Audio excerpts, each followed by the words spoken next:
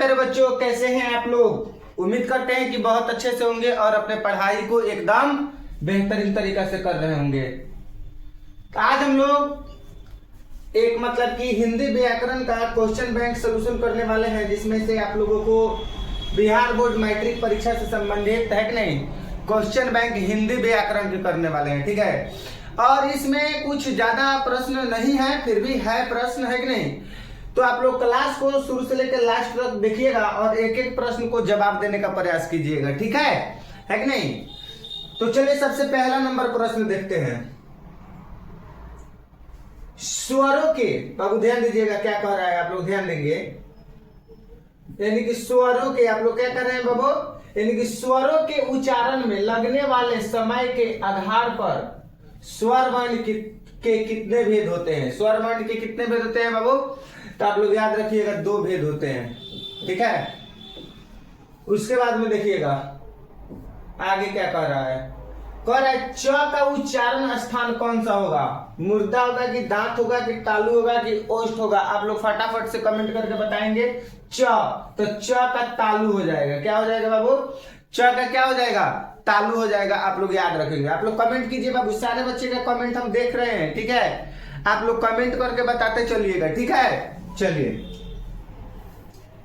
उसके बाद में हम आगे देखने का प्रयास करते हैं। ठीक है, देखिए निम्नलिखित में से अंत अस्त व्यंजन कौन सा है। यानी कि निम्नलिखित में से अंत अस्त व्यंजन कौन सा है। 3 नंबर का बताइए, है कि नहीं। क्या हो जाएगा बाबू, ल अंत अस्त व्यंजन है। ठीक है, चलिए कर हिंदी में ह्रस्व वर्ण है कितने हैं बताइए। 5 नंबर सवाल का उत्तर आप लोग कमेंट करके बताएंगे फटाफट से, है कि नहीं। यानी कि हिंदी 4 नंबर है कि नहीं। 4 नंबर का बताएंगे क्या हो जाएगा, है कि नहीं, है कि नहीं। 4 नंबर का बताइए कितना हो जाएगा, 4 हो जाएगा। ठीक है, चलिए बिल्कुल। नेक्स्ट, व्यंजन के कितने प्रकार होते हैं, तो व्यंजन के 3 प्रकार होते हैं। व्यंजन के कितने प्रकार होते हैं बाबू, व्यंजन के 3 प्रकार होते हैं। आप लोग याद रखिएगा। आप लोगों से अगर पूछा जाएगा कि व्यंजन के कुल कितने प्रकार होते हैं, तो आप लोग कहिएगा व्यंजन के कुल 3 प्रकार होते हैं। कितने प्रकार होते हैं बाबू, 3 प्रकार होते हैं। ठीक है, चलिएगा ध्यान दीजिएगा। देखो नेक्स्ट क्या कर रहा है, कर निम्न चिन्हों में कौन योजक है। यानी कि निम्न चिन्हों में से कौन योजक है, तो ये वाला योजक है, ऑप्शन नंबर सी योजक। ठीक है, उसके बाद में आगे बढ़ने का प्रयास करेंगे हम। ठीक है, देखिए क्या कह रहा है। कह रहा है कि ऐसे शब्द जो 2 शब्दों के मेल से बनते हैं और जिनके खंड या सार्थक होते हैं क्या कहलाते हैं। बताइए तो फटाफट से कमेंट करके बताइए तो आप लोग क्या कहलाते हैं, है कि नहीं। तो यौगिक शब्द कहलाते हैं। कौन शब्द कहलाते हैं बाबू, यौगिक शब्द कहलाते हैं। ठीक है, देखिएगा ध्वनिया के मेल से बने सार्थक वर्ण समुदाय को क्या कहते हैं, तो शब्द कहते हैं। क्या कहते हैं बाबू, शब्द कहते हैं। आप लोग बताइएगा, बिल्कुल बिल्कुल शब्द कहते हैं। ठीक है कि नहीं, शब्द कहते हैं। ठीक है, बिल्कुल।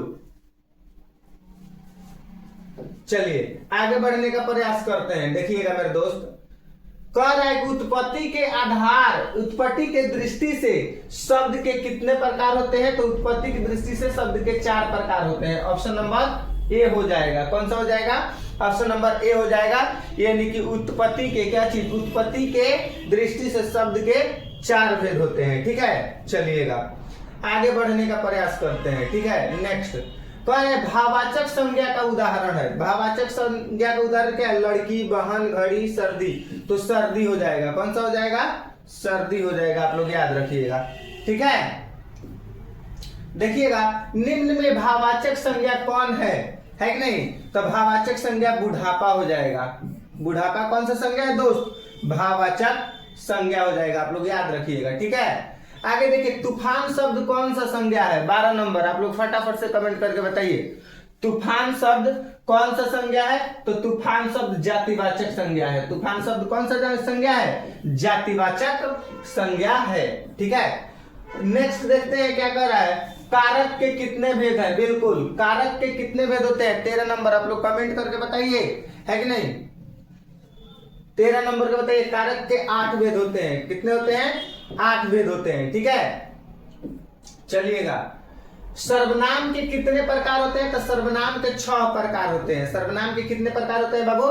6 प्रकार होते हैं। सर्वनाम के कितने प्रकार होते हैं? 6 प्रकार होते हैं। आप लोग याद रखिएगा, ठीक है।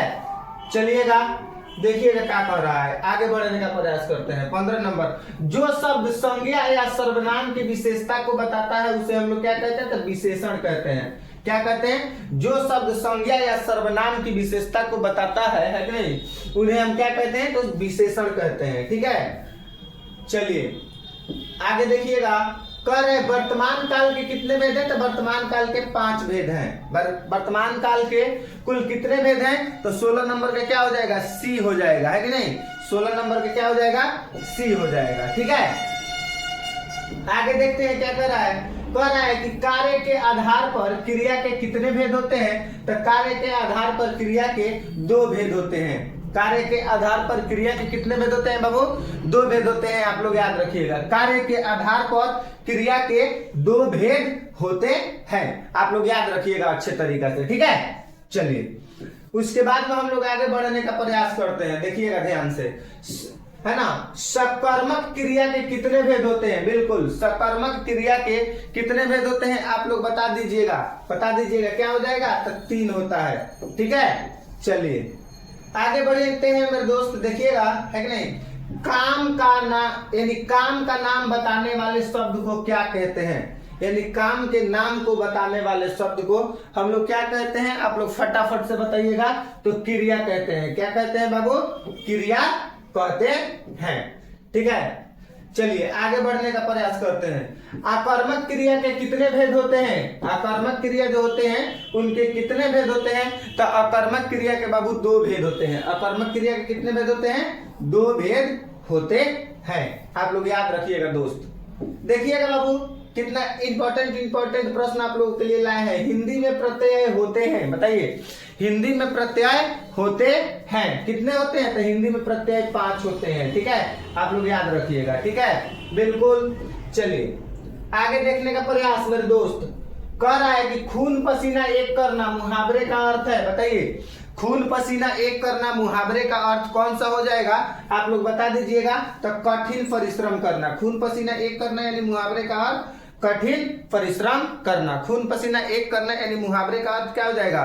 कठिन परिश्रम करना हो जाएगा, ठीक है। चलिए आगे बढ़ते हैं, देखिएगा क्या कह रहा है। आगे कह रहा है दिन दूना रात चौगुना होना। मुहावरे का अर्थ क्या है? खूब उन्नति करना। यानी कि दिन दूना रात चौगुना होना मुहावरे का अर्थ होता है खूब उन्नति करना, खूब आगे बढ़ना, खूब प्रोग्रेस करना, ठीक है।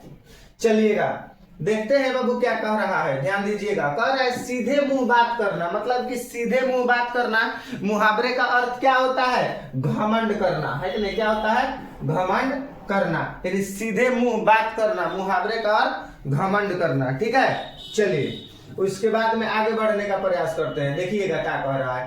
कह रहा है कि श्री गणेश करना, यानी श्री गणेश करना। आप लोग कमेंट करके फटाफट से बताइएगा। श्री गणेश करना मुहावरे का अर्थ क्या होता है? आरंभ करना, ठीक है कि नहीं बाबू? तो आप लोग याद रखिएगा, हम लोग 20 दिसंबर से ऑफलाइन और ऑनलाइन दोनों क्लासेस स्टार्ट हो रही है कि नहीं। आप लोग को बेहतरीन तरीका से आप लोगों की क्लास 10 की तैयारी कराई जाएगी और 9th क्लास की तैयारी कराई जाएगी।